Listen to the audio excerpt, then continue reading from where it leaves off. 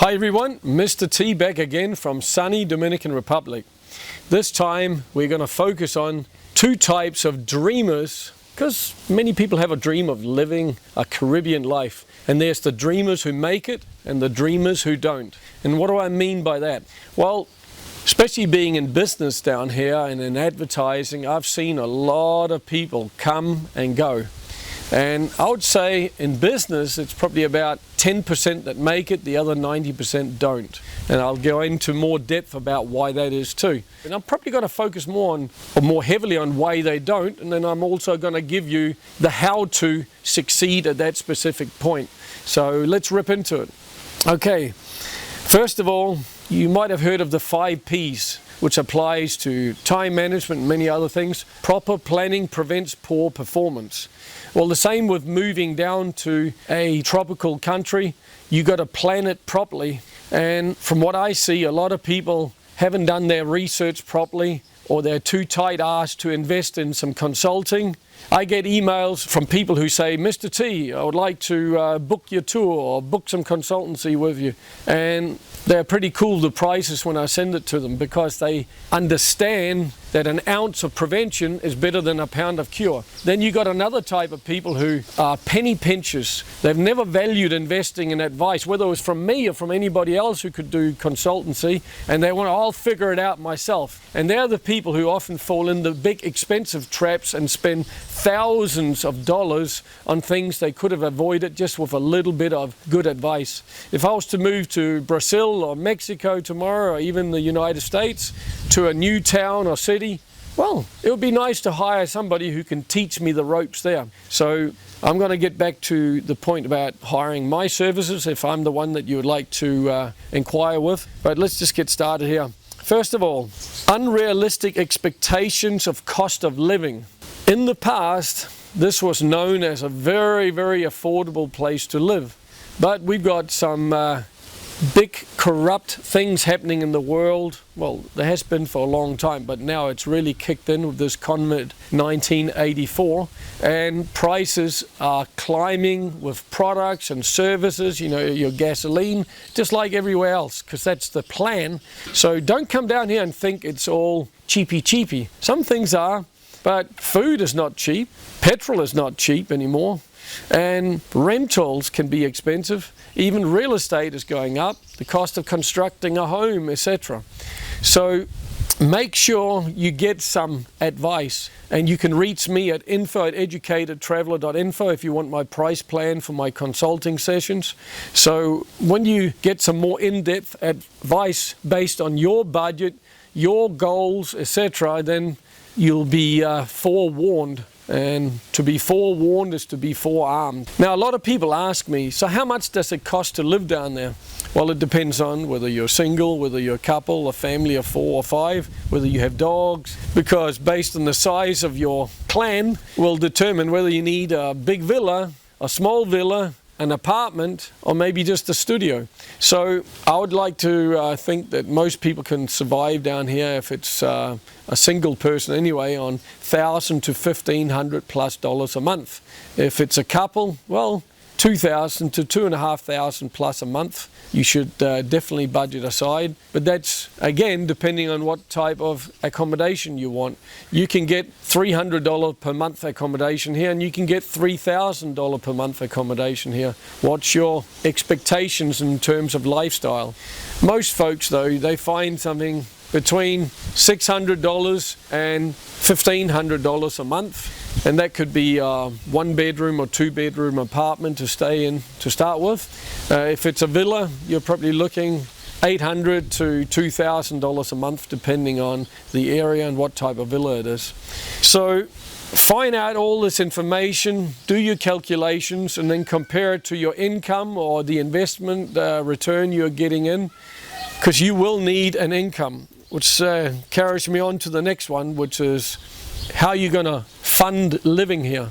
A lot of people left because they run out of money, or they had unrealistic expectations of what it was going to cost, and then they realized, oh my gosh, I'm running out of money. I don't have enough coming in compared to what I'm spending down here, and they quickly run back to where they came from, because there they at least know how to make a living, or one would hope so. So check all these things first. Coming here purely based on some savings.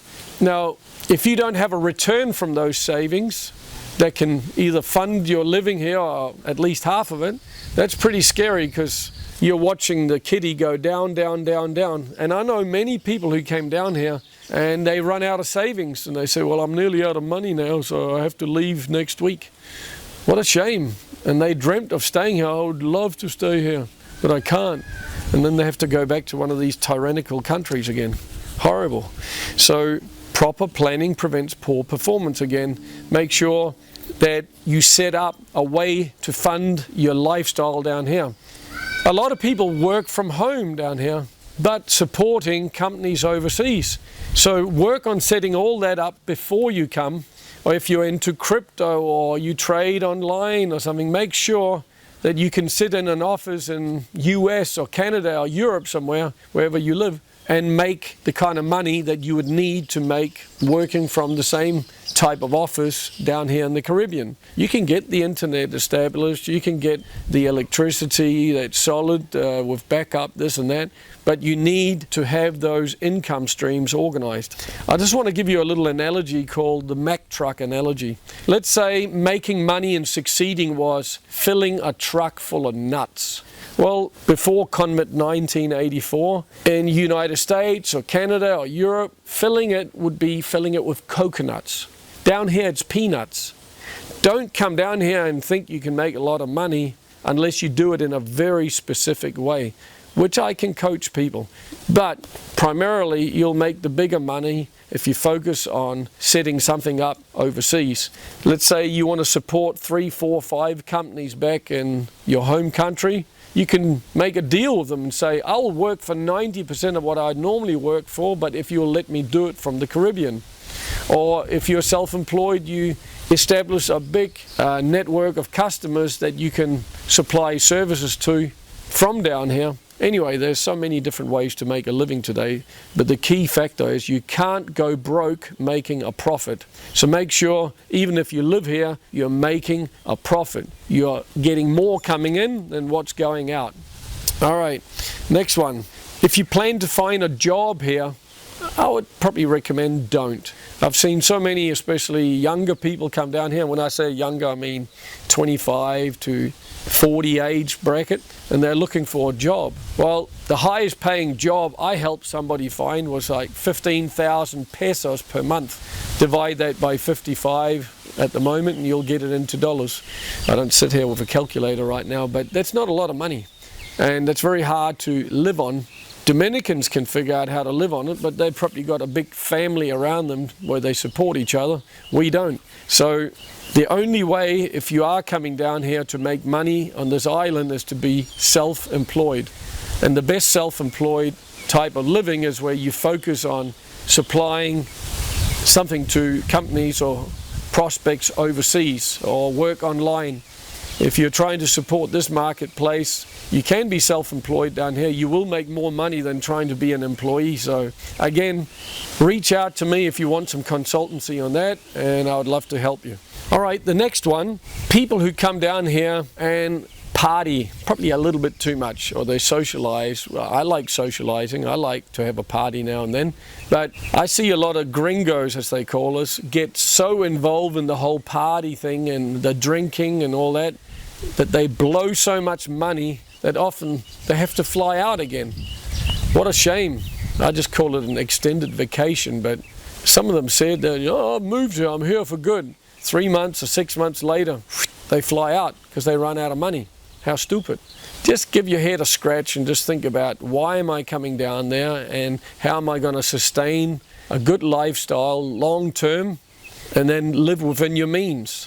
I've driven past some of the pubs in town here, Sosua, and they're sitting there 10 in the morning with what I call barley breakfast, which is a beer. I come back again at 2 o'clock in the afternoon, I pass that bar, the same person sitting there with a beer. And the same at 6 o'clock or 7 o'clock at night. And many of them have actually passed away down here. it's pretty hard on the kidney, isn't it? So, and on the wallet. Again, it's up to you, but I'm just giving you some feedback that take it a little bit easy on the party life. Also, for those who come as single people, there's a lot of charming girls here and guys, depending on whether you're a guy or girl watching this. Take it easy. You may not have had any attention back in Cleveland or wherever you come from, and if you're a man and you look at a girl, she may not look at you in a friendly way, even if she was slightly interested, because you could be some weirdo that could attack her or whatever. Down here, if you give the girls more than a second of a look, they think you are interested. And this is Hustler's Island, so to speak, so you will have them come over to you and say, "Hi baby, what's your name?" Probably in Spanish. And the next thing, these guys, they get into spending money out of fashion, and I've seen a lot of them run out of money doing that. And they'll try to say, "Hey, we should go and visit my family. Do you want me to be your tour guide? We can go here, we can go there for a few days. I won't charge that much." And if you think, "Oh, that seems pretty reasonable," you calculate it into dollars or euros. It may not seem that much, but many bricks make a castle. When you do a little bit of this too much and that too much, it soon adds up. Don't change the mentality you had from back home in terms of being tight and watch your money. Do the same down here. Don't lower your standards. All right, one thing that sometimes blows people out of this country and make them travel back to where they came from is when jealousy kicks in between couples that came together.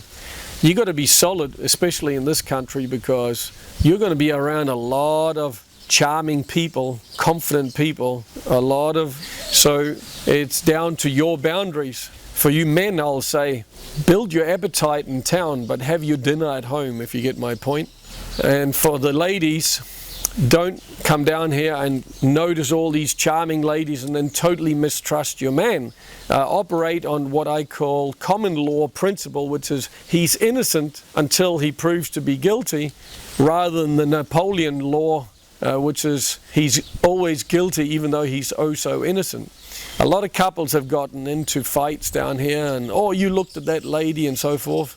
And, it is pretty charming when a man, he comes with his similar age woman, they may be 60 years of age, and suddenly some dude who's 60 comes walking with a 25-year-old beauty holding her hand in hand with a big grin on his face. And this can really make the other dude turn his head and stare quite a bit. And then he gets the nudge from his spouse saying, "Mind your eyes, buddy."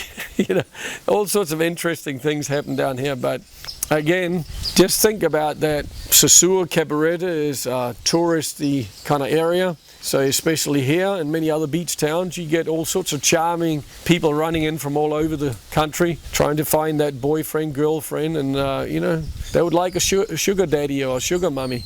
So it's about your boundaries to be able to say, "You seem very sweet, but no thanks." And if you have them sit down, even if you're away from your spouse, they're going to try all sorts of things. They may rub their hand on your leg or on your, like in my case, on the bald head and say, "Papi, quiero un chica hoy," and it's not a lack of temptation, I can tell you that. So it's, again, down to your boundaries, how you handle that. And for the ladies, don't hold him guilty unless you catch him being guilty, because then you'll just destroy your relationship down here, because it's just the wrong country to come to if you're jealous or over jealous. All right, the next one that can get to people down here is because they lowered their standards with different suppliers and they got ripped off. Maybe this happens a few times and then they just have enough and they fly out thinking, "What a bunch of this and that," and they blame it all on Dominicans down here. I offer a service called InfoHub. You should check out, top right hand corner of my YouTube channel. And I'm not trying to be discriminative. It's just I know a lot of the foreigners have qualifications and their certificates actually mean something. So a lot of the suppliers I have, both in InfoHub or what I could recommend during my consultancy sessions, they are other foreigners. But there's also Dominicans and Haitians. But to me, because there are so many scammers on the island, they have to prove themselves. So over time I see, oh, Jose, he works really well, professional, delivers what he promises at a fair price. He's just as important a supplier as the gringos. And that's who I find my diamonds, and that's who I like to recommend to other people. But you don't have that kind of safety network legally like you do in other countries. So it's very much about who you know that does what kind of job, and do they do it with honor and ethics. So reach out to me if you need my help on that one, or check out InfoHub, top right hand corner of the channel. Okay, so buying land with no titles, that could be one of them. You know, people get talked into, oh no, this is freehold and all the rest of it, and they don't check things out properly. So don't rush into anything until you've inspected what you expect. And those who don't, they normally lose a lot of money, and that's too hard a punch in the chin financially, and they fly out of the country. You know, through my service, you can get a good, solid lawyer who's going to find out through the titles offices and tax departments whether there's liens on things, whether there's a title on it or not, who it belongs to, and where that's at in the process of maybe becoming a paper title. The other thing, taking a blind pick with suppliers. For $19.95 you can join InfoHub, my service, and you don't have to make any blind picks of suppliers in the Sosúa Cabareta area anyway. Maybe if you're in Las Terrenas, Santiago, Santo Domingo, that's not my backyard, so I can't help you there. But in terms of this area, you don't need to make blind picks. You still have to do your own due diligence. Whatever you negotiate between you and them, I have nothing to do with, but at least you know this is one of the ones Mr.T recommended I could try to negotiate with. And if you feel that they seem to be straight up and the contract has clear points to it, then go ahead with that service or buy that product, and then hopefully you can avoid a lot of the pitfalls that other people will fall in. So again, inspect what you expect there. All right, the next one is people who get into accidents while driving down here, and that could either be driving vehicles, ATVs, like your little quad bikes, or motorbikes, scooters. If you are not a good driver or you're just starting out, this is probably not the best country to start in, because here you need 8 eyes to drive here. If you're in a vehicle, you've got motorbikes coming from your left, from your right. They'll cut in between when you're slowing down at a traffic light. They'll zigzag in between cars and the traffic. So you really got to know what you're doing. I used to train people in the game of sales, selling products in the past, and I always did a little test with them. I said, whoops, sorry, touching the microphone here. I said, take a piece of paper and just make your signature like you're signing a check. And then I had them afterwards do the same thing again, but I said 20, 30 times slower. Try to copy that signature, and it looked completely different. And the reason why is one was a skill, the other one was a conscious effort.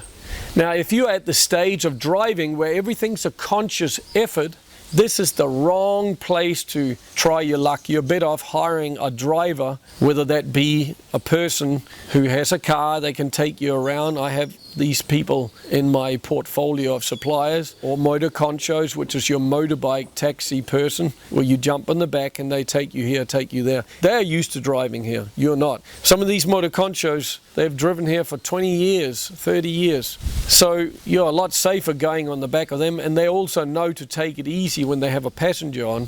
So when they say, oh, motor conchos drive like crazy down here, no, that's not true. Motorbike guys do. You may get a young guy in a motorbike who comes on his rear wheel and drive, but he's not a motor concho driver. He's not a moto taxi. They don't drive like that. So you're pretty safe taking them compared to trying out your own luck if you are an inexperienced driver. If you need some motorbike or scooter training lessons, I can even help you there. So just reach out to me, info@educatortraveler.info. I've done that before, and maybe we can make it part of a deal for consulting. And I also do a 3-hour introduction tour, or longer if people want more hours. So just contact me and we'll figure something out. So when you do go on the road down here, if you want to rent the scooter because you're going to be here for 3 months or longer, then you're at least aware of what you should or shouldn't be doing out there in the traffic to keep yourself safe. Folks that get themselves into accidents have left the country because it's get the gringo in these situations. Not many Dominicans like paying even if it was their fault. And if you're a Dominican watching this, sorry, but that's a fact. I've seen it many times. I've been on the receiving end of having to get into these verbal fights. And it's not nice to become victimized when you are just the victim of an accident.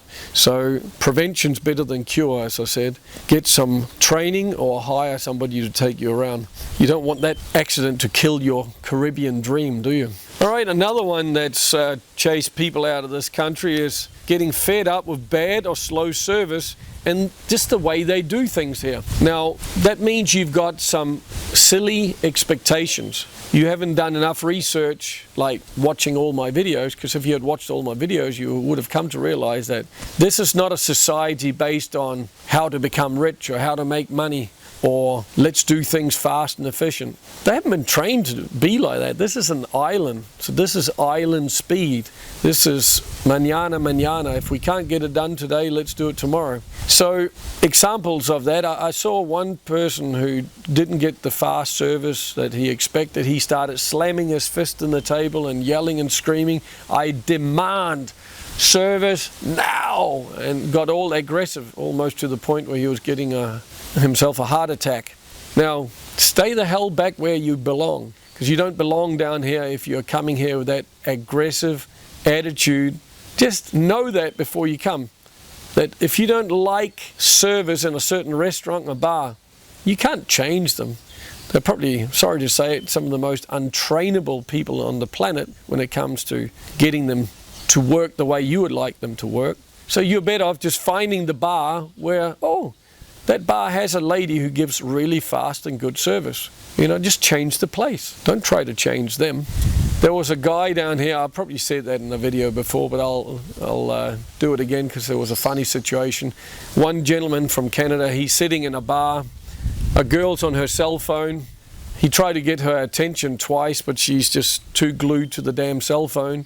So he made a phone call to her phone and he said, "Josefina, this is Ken from the corner of the bar. I need another cerveza over here." And she was, "You're rigging me." Of course, because you're not paying attention. Another Presidente, thanks. And then he got his beer. So, okay, you can find ways around it. But as I say, don't get a heart attack over it. It is what it is. It's not the service country. Okay, they're not going to courses on customer service or how to increase revenue by paying attention to how little beer is left in the glass. Dominicans, when you watch them go out socializing, when they need a beer, they get very loud. They say, "Hey, Alicia, toma bohemia aquí, bang bang." You know, they'll yell out, and then 10 years down the track, the gringos are doing the same because they've learned that's the way to get their attention. You know, get to know them, and then you know to yell out, "Paula, posible una más cerveza, por favor." "Sí, un momento," and then she comes and serves you. It's just the way it's done here. You don't like it, find a bar where they do give good and fast service. All right, another one is, if you run a business down here, I've seen people leave the country because they got screwed over by staff. Personally, I wouldn't have a business with staff down here. That's just me. But if you do go into that game, then things like lies. You know, a lot of the people here like to tell little white lies. Not that they want to hurt you, but it's an ego thing. Or it could also be no integrity thing, you know. You're one of those that think you can just turn up in the morning and then come back at night and check the kitty, and then your business is going to make a lot of profit and you're going to do really well.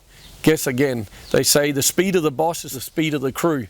You got to be hands-on. The most successful businesses run here by foreigners anyway are the ones where the boss or bosses are there all day, or they have a very good manager who they've trained up running it for them, and quite often that's a foreigner with the same standards that they've got, so they can get time to leave their business with the manager implementing those kind of standards on the staff. But if you don't be surprised that money gets stolen, or they do what we call skimming here, or they'll say, "Oh, you need to pay 350 for this, and then actually it said on the price plan it was only 250, and they skimmed 100 pesos. You know, they'll write something in some scribbly writing on the bill, on the factura, and people don't check properly, and they just see what's the overall amount. Okay, 1,250 pesos. They pay the bill, but in reality it was 900 pesos, and then they take the difference. This kind of crap goes on. And when you get ripped off enough and you realize that your business failed because you didn't keep a check on it properly, then people get bitter, and then they often leave the country. Where had they just not done that style of business to start with, or run the business the way they did, they could have stayed here and enjoyed paradise. Again, consultancy works. You can hire me to get a lot of advice on business, because I've been in advertising down here for many years too, and I've seen business owners set up, run them, and go broke. Others have set up, run them, built them, and they're still in business today. And I learn a lot of the lessons just from their successes or their mistakes, so I can pass that on, as well as I've been in business for 30 plus years myself and done it successfully here for 14 years. Next one, folks that can't handle discrimination, they often leave the country. What do I mean by discrimination? Well, we are gringos, so quite often, especially if you're white, many people will just walk up to you because of our skin color and say, "Hey, amigo, give me this, give me that, give me 100 pesos." You know, that's not everybody who can handle that. Doesn't matter if you're not white, actually. If you're African American, they'll come up to you the same thing, because you just look different. The way you dress, those fancy shoes that you're wearing, the expensive clothes that you may have on, they can separate you just like that from a Dominican in most cases. And they'll come up and hustle you too. So you're not safe by whether you're black or white. No, there's haves and have-nots. And the have-nots want what the haves have, and they will come at you. It's not a social welfare type country. There's no free lunches here, so it's survive or go hungry. So you got to come to grips with that and develop your boundaries based on that. And I've shown techniques and videos before where it's like, no gracias. Just a quick look and a wave of the finger if you don't want what they're coming towards you with. That could be cell phone covers, speakers, toothbrushes and toothpaste, all sorts of things they come and want to sell to you. And I actually respect them more than even the police here, because at least they are being productive. They are trying to sell something. Police, they have to still earn their respect by doing correct law enforcement. We're still to see that. But don't be too hard on these vendors, just a friendly, no gracias. If he or she doesn't get it, I say, hey, por favor, escucha. No gracias. Yo tengo. ¿Está bien? Okay, and then they move on. No thanks, I've already got one. You know, show them the new cell phone cover on your phone, and then they move on. In other countries like Spain, you know, they'll chase you for 2 kilometers after saying no 25 times. They're not that aggressive here, but you do need to reset your boundaries when you come down here. And if you can't handle it, which many couldn't, they leave the country. Where if you learn the right words and techniques and a little bit of Spanish, you'll be good as gold. All right, now the next one, I'm sure you don't fit in this category, but just in case, I'd say there's a 98% chance you're not like this, but some foreigners think they can come down here and scam other gringos. I've seen Russians rip off Russians, English folks rip off English folks. I mean, wrong reason to come down here, but thank goodness we've built up a good network of ethical, respectful lions down here, and we will do everything we can to get rid of a scamster in this area. And I mean, they get a real bad reputation. They say good news travels, but bad news travels fast. And if I personally see or hear of anybody who's ripping people off, I'm going to manure their name from here to kingdom come, till they will jump on that aeroplane and piss the hell off back to where they came from, because we don't want those sort of people here. We all come down here with hard-earned savings, and we just want a good life in the Caribbean, and we don't want to be ripped off This is one of the primary reasons I've got my channel, is to help preempt questions and warn people about the things that they should be careful of, and then show them the pathways and the opportunities to the things that'll bring them happiness and a good life down here. So let's not talk more about that one. Just don't come down here and think that you can make a living ripping people off or suing other people, because we will get the better of you sooner or later. Anyway, trying out stupid ideas which are costly and then running out of money and having to leave. Well, I didn't quite fall into that category of having to leave, but I did try something stupid here a couple of times. But one of them was, I thought it would be a good idea to invest in a wind turbine, a self-created wind turbine, that is. And it was a failed project. I blew $3,500 on this silly project, and I should have spent it on solar panels instead. So today I'm much smarter. And you know, I was new, you have this extra money, you just think you can splash it around, and I should have done a little bit more research. So this country doesn't have a lot of restrictions, and that can be good in one way, but it's also bad in the way that people will come down here and try all sorts of silly things that probably won't work. So just check around you. I've got a very noisy parrot just above me here, but we can enjoy listening to him as well. You know, sometimes we make our own worst mirror. So if you get some consultancy, at least you have somebody else with 14 years of experience. If you hire me, they can say, well, you could try that, but I don't think that's going to be a smart idea. Or there's already 150 other restaurants here, so why do you need to set up another restaurant? It's like if you have 150 pigeons and 2 slices of bread, it's going to be quite a fight over those 2 slices. And it's a bit the same down here over the tourists and the new expats that are here, you know, to sell to. So why not find a niche product or service if you're going to do business down here and then succeed? All right, the next one is, if you are going to open a business, don't make it an open door business. What do I mean by that? Maybe you have better nerves than me, but I don't like a business where bureaucrats come in, like inspectors and tax people, and then you got hustlers, then you got police, then you got beggars. And there's always people. If you have an office or restaurant or bar or any other kind of open door business where you have a business address, there's going to be people that are not potential customers or customers. There's going to be other types of people coming in, holding their hands out. They want something from you, and this is fairly constant. So you're going to have some strong nerves to deal with that and handle that, and that's worn a lot of people down. It's like, screw this, and they get all bitter about the country. But it wasn't about the country. It's just Jack made a stupid decision to start with, setting up an open door business where a lot of hustlers are going to come in and harass him for money all day, every day. Now, I don't have that in my business. Most successful foreigners that work down here, they work out of their homes from a small office. A lot of them trade internationally with things. They don't even work with the local market or the country here. So maybe consider that. The next one is folks cocooning themselves to the point where they have enough and they leave the country. Now, why would people cocoon themselves? Well, first of all, they may be weirdos, as I call them. They come down here with weird personalities, or they're too aggressive, or they're too something, and then they challenge locals. They get into arguments, and suddenly they don't feel comfortable coming to this place, to that place, to this restaurant, to this club, and their world becomes very small very quickly. I won't say the names or nationality, but there's one couple who built tall walls around their small lot, and I mean like 6-7 meters tall, and big locks on the gate just to get in.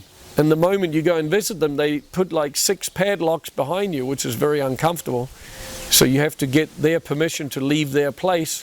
And seen from a satellite, they're on a tropical island with this beautiful nature, and they put 6-7 meter walls around them and cocoon themselves in that little postage stamp. Is that tropical living? Why don't you just stay back wherever the hell you came from in some concrete jungle and cocoon yourself there so we don't have to look at your silly face? We don't want those type of people down here. No, not me anyway. So come down here, be an extrovert if you weren't already. Try to build relationships with people. Be friendly, ping pong, give out friendly ping and hope friendly pong's going to come back. You get more, what is it, you catch more flies with honey than with vinegar. You know, come down here and be a relationship builder. Then you will enjoy the towns and the cities much more. It doesn't mean you're going to get on with everybody. Just because we left school doesn't mean there's no more weirdos out there. With all this COVID 1984, we've really seen a lot of weirdos. All these masked morons running around with their scared eyes and jabbing themselves stupid. You know, we don't need those type of people down here. Please stay back in your tyrannical countries, because Dominicans love life. They love parties. They love just to let it go. They eat mango so it runs down their cheeks, the juices. They like to wash their motorbikes in the rivers while drinking a bottle of rum. They're not so hung up in germs, bacteria, and viruses, and watching all that fear porn on the television. You know, some of these people come down here and this is all too unsterile. I must leave now. Yeah, please get the fuck out of here. We don't want you here. All right, sorry, I'm just getting a little bit carried away maybe, but you know, come down here and be normal, act normal. Get some advice from every foreigner you can get connected with, how they made it 10, 15, 20 plus years down here. And what's that old saying? If you find out what winners do and do the same thing, you'll get the same results. Or if you find out what losers do and you do the opposite, you get the right results. Anyway, I'm just going to go through a few here to finish off with, where people are seeing the glass half empty, and because of that they get so much stinking thinking that they leave the country in the end of the day. Maybe they move to an area that didn't really suit them. Like, if you don't speak Spanish, maybe moving to Puerto Plata or Santiago is not the best place to move to succeed on this island. Maybe you should move to Sosúa, Cabarete, or Las Terrenas, or somewhere where there's other foreigners, so you have a crutch language-wise. Personally, I haven't had one language course, but I just try to learn one new word per day, and then slowly the sentences come together and you get better and better at it, and suddenly you can hold a conversation and you know how to ask for a drink or cup or whatever you need to make your day move forward and achieve the things that you want to accomplish. So the next one.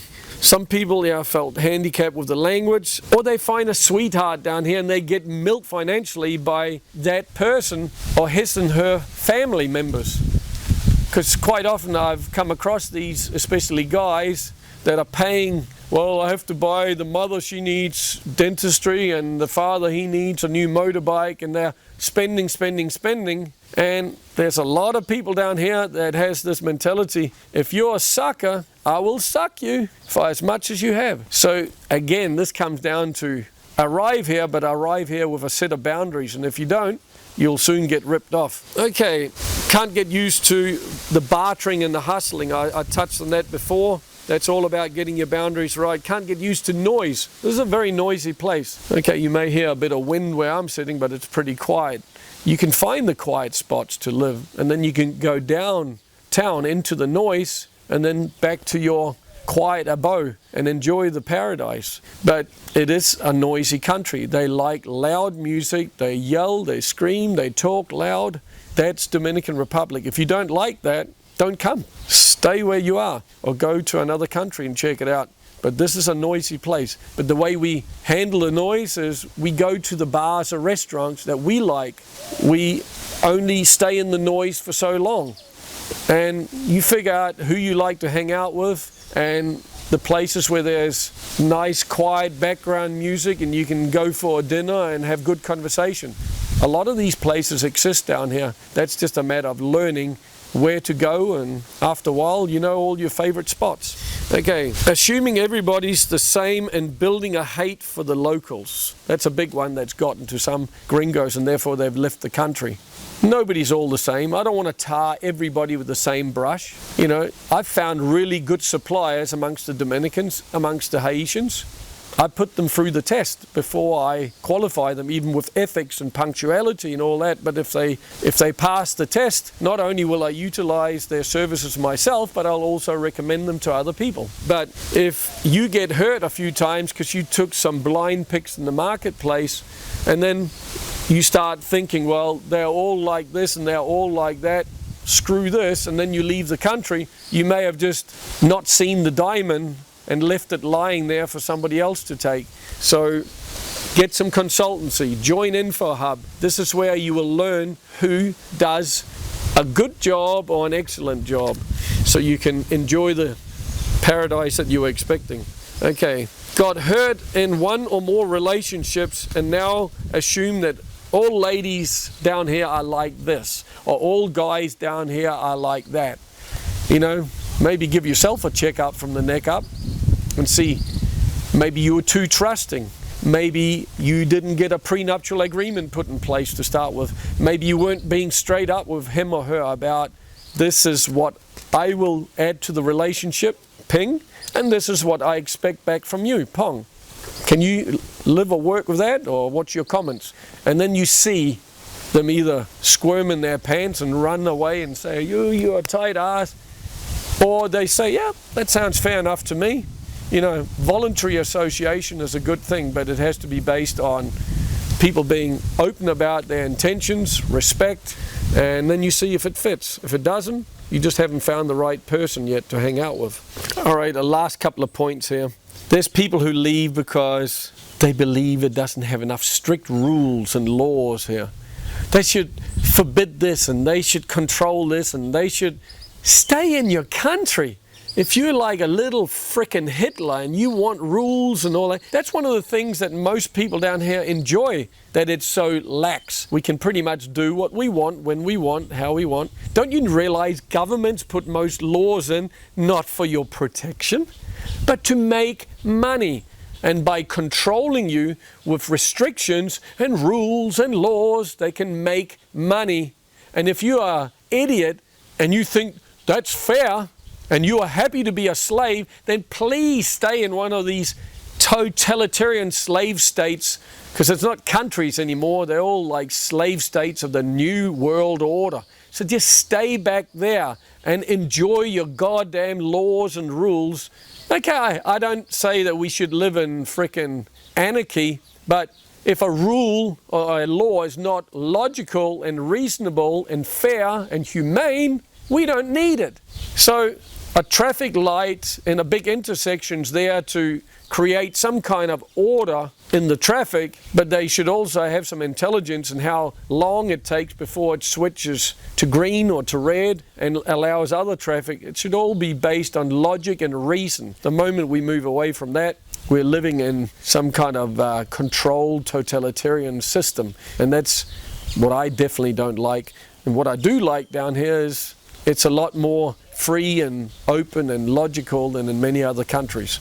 The last one, some people left because they can't stand seeing the police harassing the girls and harassing Haitians. And I feel for you. I don't like seeing it, and I fight it. I put videos out against it because, you know, the libertarian style way of thinking is, leave me the F alone if you can't be my friend. And everybody has the right to go about their business as long as they're not hurting or harassing other people. Who else has the right to come and push their values on you or their demands on somebody else? I may not like the pink strange pants that some lady's wearing. It's none of my damn business to tell her that she should wear some other types of pants or color pants. That's her business, all right? It's not my business to tell people that they've got a strange looking hat. That's their business. Right, my dog is just coming. The camera person's just letting me know, so everybody can say hello to little Kayla. Come, smooch her. You say bye-bye to everybody. Hello. Yeah, we're the cutest dog on the island. Hello, everybody. All right, thank you so much for watching. I appreciate you tuning in and staying tuned with my channel. Don't forget to reach out if you want consultancy or tours, and I would love to help you. I'll send you my price plan and we can start liaising. Bye-bye, everyone. Take care.